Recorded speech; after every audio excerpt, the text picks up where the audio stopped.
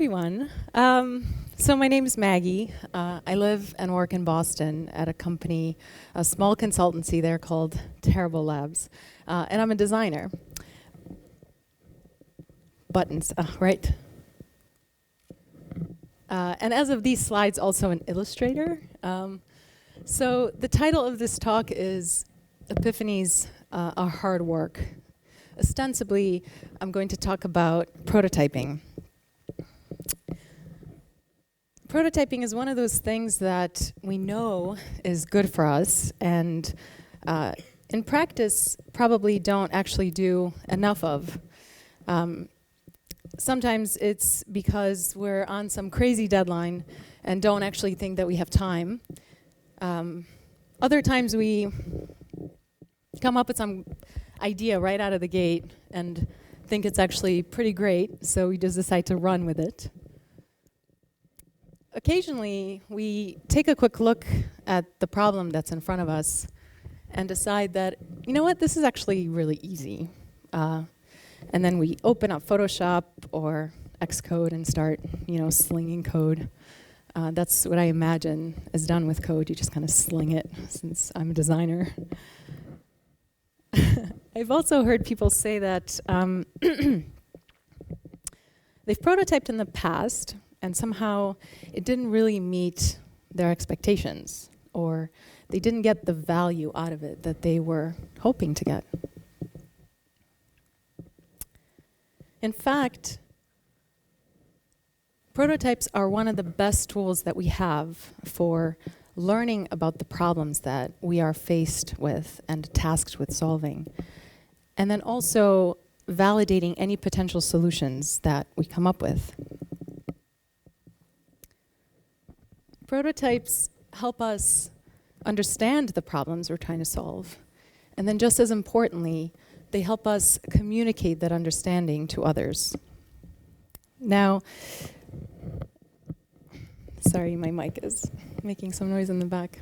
The types of problems that you and I are most commonly tasked with solving have three very key distinct dimensions. At every point, we have to balance what's best for our business, consider what the technical constraints and limitations might be, and always advocate for the user and understand the needs of our users. And it's only when we're able to solve all three of these dimensions, all three of these problems simultaneously, that we can create products that are truly great. And to do that, we have to have a broad understanding of this entire problem space. You may well be focused in only one of these dimensions, but ideally, the entire team, every member of your team, should have a broad understanding of the whole problem. So, as a designer, I most often find myself advocating for the user, but when I build prototypes, it forces me to really explore and understand these other two dimensions, so that the solutions that I propose also account for those two considerations. I mentioned that prototypes are also an amazingly effective way to communicate our ideas to others.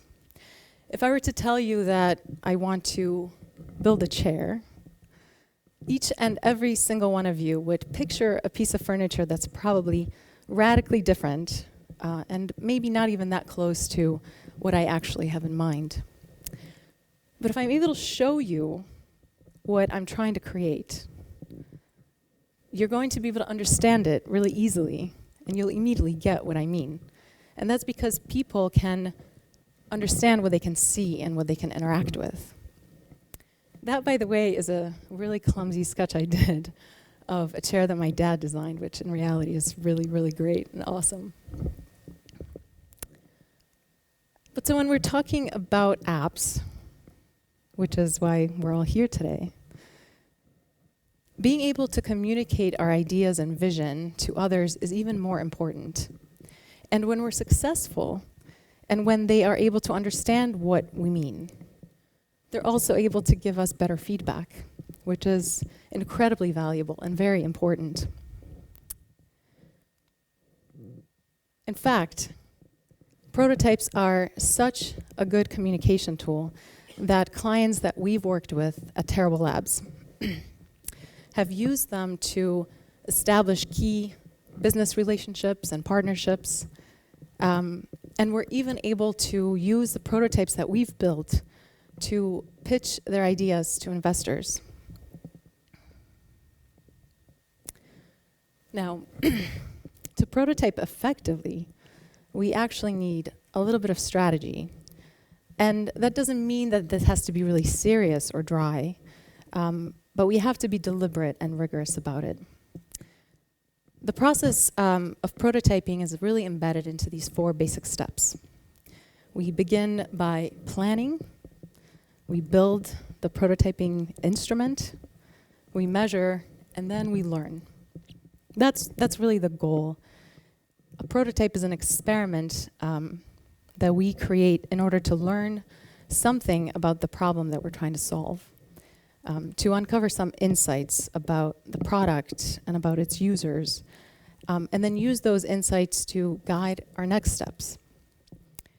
And it's important to highlight that this should really be a continuous closed loop, because the value of prototyping is cumulative. That means that the more of it we do, and the more we learn, the better our decisions become. In the planning phase, really what we want to determine is what question we're trying to answer, and consider how we might actually be able to do that. Maybe you're trying to figure out how to implement some new functionality so that it's easily discoverable and well understood. Or maybe you want to learn how people currently approach a particular task, which you're then hoping to streamline. Whatever that is, what we build very much depends on exactly what that question that we're trying to answer is. And so I can't be very prescriptive here. But when it comes to building mobile prototypes, one of the key things is to create something that we can interact with on the device as quickly as possible. And so to that end, I want to highlight one of my favorite tools, and that is simply sketching. Sketching is awesome, you guys. First of all, it really allows us to generate better ideas. Because we can sketch really quickly, we can get our thoughts out almost immediately, and that's really important when we're brainstorming. We can very quickly draw several different alternatives and generate more ideas. And more ideas typically translate to better ideas. And when we look at all these different concepts that we've generated, we can actually then objectively select the best one, or perhaps combine them to form an even better solution. We sketch a lot internally at Terrible Labs and with clients. Really, anyone can sketch, I promise. Sketching is not drawing. It doesn't require talent. It's really basic, and it can be really basic to get your idea out. But what's incredible is when you see people in a group around the table with just paper and pen, and you see people leapfrog, or ideas leapfrog over one another. Somebody's really rough sketch, that's kind of half-baked, triggers somebody else to come up with a better concept.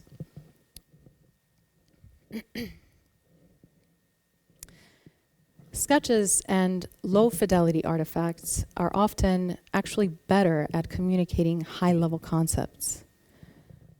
It's really tempting to think that when we look at something like this, it's always going to be inferior to something that's maybe just a little bit more polished, like this, okay? But in fact, that's often not the case, and the opposite may be true. A sketch like this really invites broader feedback because nothing appears finalized. There is nothing to really incorrectly fixate on. And so you won't have arguments about shades of blue or something like that when you're really still trying to nail down the app's key functionality. In other words, there is no point in over-investing in your deliverables early in the process. How done something looks should correspond to how done something is. And I find that low fidelity artifacts, like what I just showed, really prevent me from getting married to ideas. So I don't stubbornly stick with a poor idea just because I've already spent, some time polishing it. And the sketches that we create, they can really transcend the paper that they're on. We don't have to just imagine how we might interact with these interfaces that we've sketched. It's possible to bring them to life just by scanning the sketches in and linking them to one another digitally. There are tools that make this incredibly easy, and it's almost like magic. This is Flinto, which came out about a month ago. And in no time at all, I'm able to link these scanned sketches and even define some transitions at the top to make this kind of a rudimentary but very interactive prototype. This is the prototype made from just 4 sketches, 4 scanned drawings, and a few seconds in Flinto. And now I can interact with these sketches on my device to test these ideas or ensure that the flow of the app makes sense. And better still, I can share this with anyone just by giving them a link or texting it to them, and they open it right on their device. No provisioning necessary. It's amazing. Sketch-based prototypes like this one are a really great way to ensure that the structure and flow of the app really makes sense. And since they can be built very quickly, we can very rapidly dial in on the best approach. That in turn allows us to validate our ideas even earlier, which is really, really important.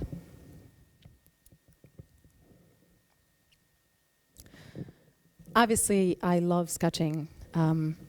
But however you build your prototype, what's really important that we evaluate its effectiveness. Not doing this and just sort of stopping at this point, this is often the reason why teams don't feel that they've gotten a lot of benefit from the process, from prototyping. So test it, evaluate it, collect feedback, collect opinions, put it in the hands of your team, put it in the hands of your clients, and critically, put it in the hands of a few users. And actually, you don't even need that many hands. Some of you may be familiar with this graph. It's from the Nielsen-Norman report, and it shows that it takes as few as 5 test subjects to uncover 85 or 90% of usability problems. And when you do that, I really encourage you to do this in person. When we get feedback via email, or maybe the App Store comments or something, it is incredibly easy to dismiss them. But when we see people confused or frustrated by our product firsthand, we really react differently. Something else happens. We empathize. And that's really amazing because empathy allows us to set aside that ego and better understand our users and their needs and their pain points. And the thing is, once we can see and acknowledge that our product fails in some way, we can figure out a way to fix it. But in order to do that, we have to understand why it fails. Learning isn't just looking at the data. Learning actually includes interpreting the data and trying to understand the reasons behind those failures. because, there could be many. And so at the end of this process, we will certainly have some answers, but perhaps also further questions. And what's important is that we not rest on our laurels at this point, and instead begin again with a new hypothesis, a modified prototype, a new experiment. And over time, as we iterate and validate our solutions, we eventually get it right.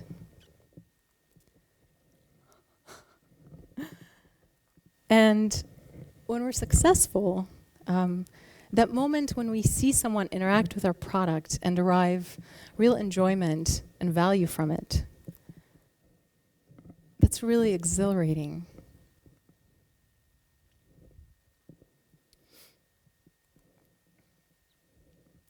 But at the end of this process, the only thing most people will ever see is this supposed epiphany that we had. They may not realize that getting there actually required a painstaking process of experimenting and refining our idea, as opposed to just some, momentary flash of brilliance. Because actually, epiphanies are really hard work. And there are no shortcuts to great products. So right now, I'm hoping you're sitting there and thinking, wow, I'm really convinced. Prototyping sounds great. Can you tell us what the best prototyping tool is? Unfortunately, I can't. And that's because there are many, many tools out there. If all the products and companies that make these tools saw what I did with their logos, I'm not sure they'd be pleased, but these are some of my favorites. And there are many, many more.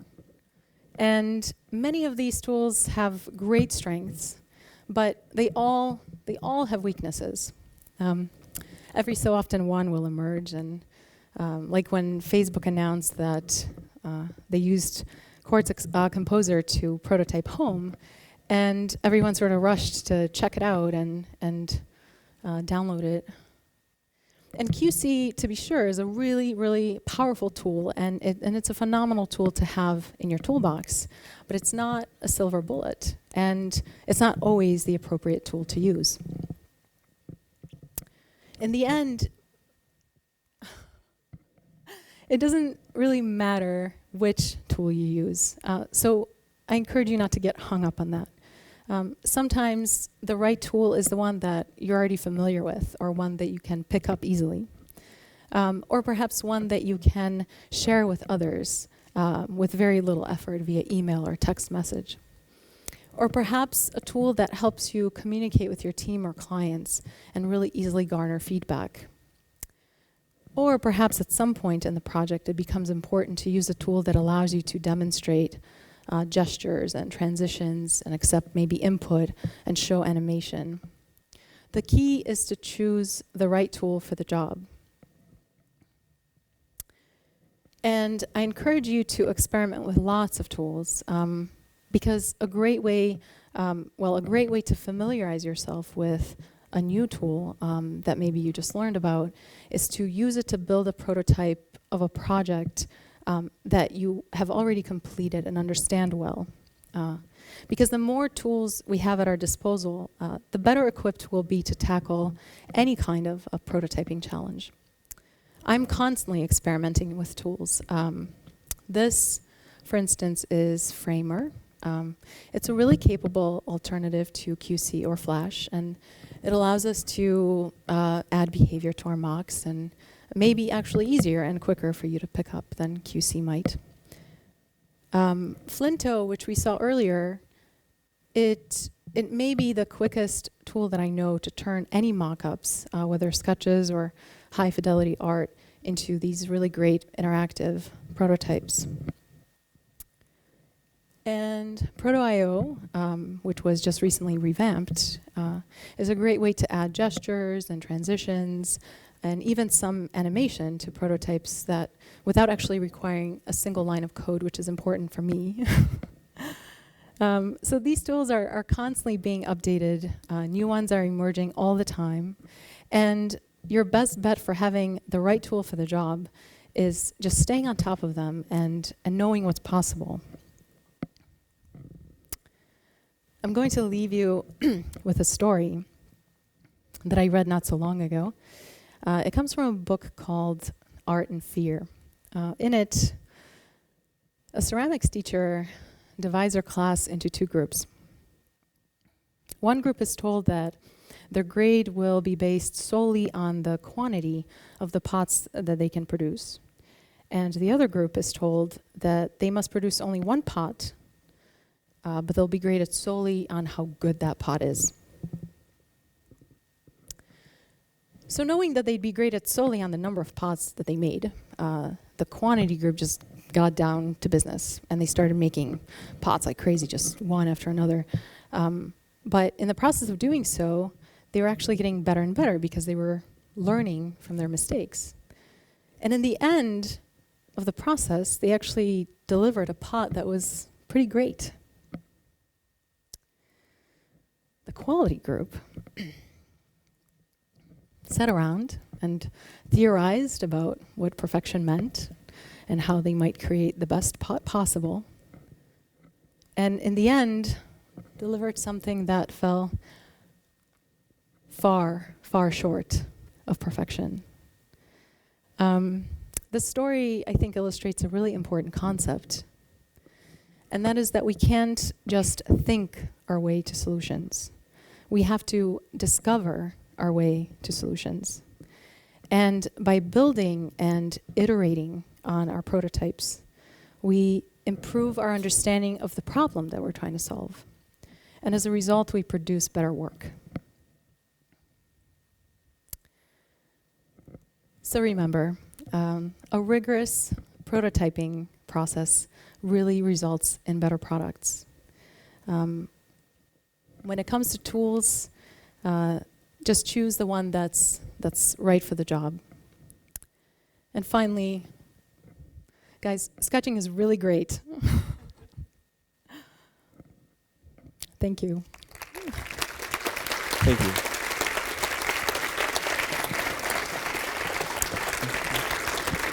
By the way, I've just assembled a quick notebook in Evernote, and that's a link to it. It references all of the tools that I mentioned and some helpful articles, so feel free to refer to it. Thank you. Oh my God,